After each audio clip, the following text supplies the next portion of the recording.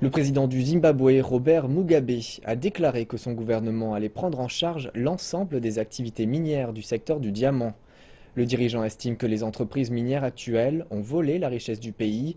Cette déclaration a été faite une semaine après la directive du ministre des Mines préconisant la cessation de l'activité minière à Marange, un site de champ de diamants.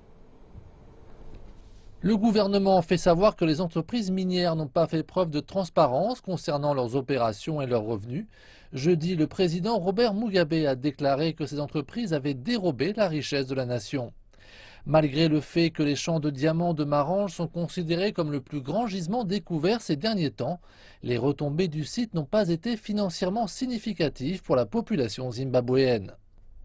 D'après le ministère des Mines, depuis 2010, le gouvernement a perçu 637,3 millions de dollars de revenus des mines. Le prolifique site de Marange a produit 29 millions de carats de pierres précieuses entre 2012 et 2014. Pour tenter de comprendre ces opérations opaques, le gouvernement a proposé la création d'une seule entreprise minière au sein de laquelle l'État posséderait 50% des parts.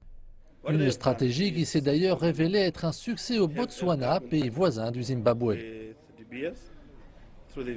Ce qu'ils ont fait, c'est avoir un partenariat gouvernemental avec De Beers. Cette joint venture s'appelle Debswana. En observant leurs résultats, je pense que l'économie du Botswana en a bénéficié.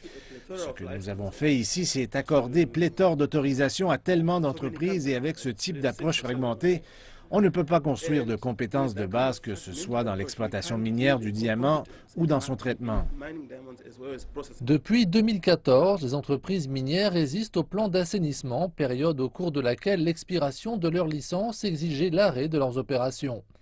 Deux de ces entreprises ont engagé une procédure judiciaire réclamant un accès à leurs mines. Ces mines sont aujourd'hui contrôlées par le gouvernement alors que les craintes se font pesantes concernant la sécurité des pierres précieuses. Ce qui est important à l'heure actuelle, c'est de garantir la conformité avec les exigences minimum du processus de Kimberley pour éviter toute contrebande de diamants. En effet, si on accorde 90 jours aux entreprises, beaucoup de choses peuvent arriver en 90 jours. Pour le président Mugabe, l'État doit maintenant détenir le monopole.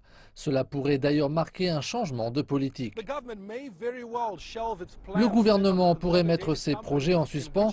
L'objectif est de consolider et de mettre sur pied une entreprise dans laquelle il pourrait détenir 50% des parts et faire cavalier seul. Posséder une compagnie chargée de l'extraction minière de Marange permettrait d'exercer un contrôle total sur les revenus et, dans le meilleur des cas, d'en faire bénéficier l'économie nationale.